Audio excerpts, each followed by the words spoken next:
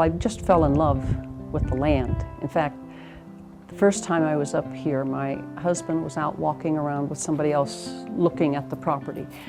This was in 1968, and this land just really spoke to me. So we had a house built, and it was nothing grand. The plans came from a kit. We didn't have a lot of money, but it was a nice house. It was a nice house.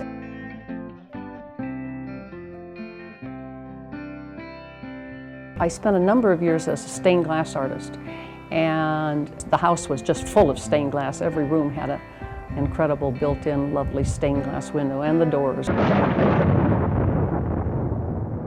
I lost incredible, beautiful things, incredible artwork, much of it by artists that I knew, pottery collections and basket collections and quilt collections and art on the wall collections and so on.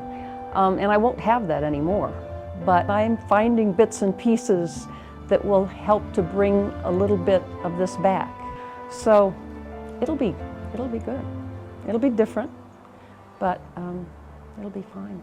I'm a collector of all kinds of things that were here in the house and outside. And so I started collecting different genera of plants. So the land is as much home to me here as the house.